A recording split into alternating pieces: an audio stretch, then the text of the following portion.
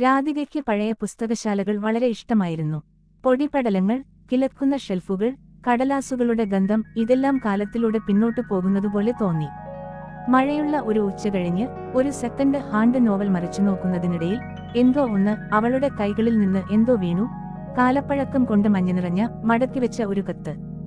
കൗതുകത്തോടെ അവൾ അത് തുറന്നു. നീ ഇത് വായിക്കുന്നുണ്ടെങ്കിൽ വിധിക്ക് ഒരു നർമ്മബോധമുണ്ട്.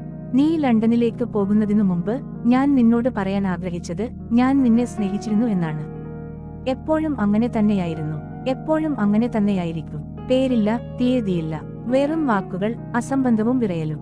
അവളുടെ ഹൃദയം പടപടമിടിച്ചു. ആരാണ് ഇത് എഴുതിയത്? തങ്ങൾ സ്നേഹിക്കപ്പെടുന്നുവെന്ന് ആ വ്യക്തിക്ക് എപ്പോഴെങ്കിലും അറിയാമായിരുന്നു? അതേക്കുറിച്ച് ചിന്തിക്കാതിരിക്കാൻ കഴിയാതെ അവൾ പിറ്റേന്ന് തിരിച്ചെത്തി. നേരെ കൗണ്ടറിൽ ഒരു മനുഷ്യനെ കണ്ടു.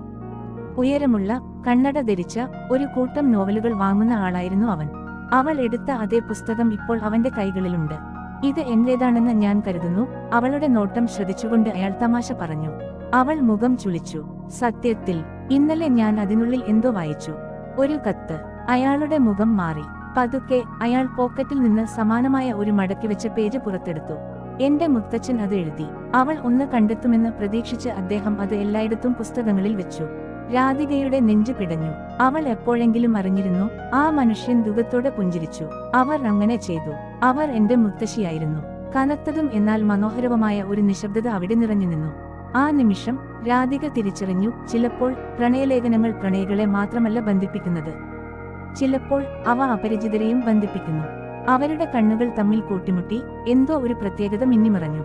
അത് മറ്റൊരു തുടക്കത്തിന്റെ അടയാളമാണ്.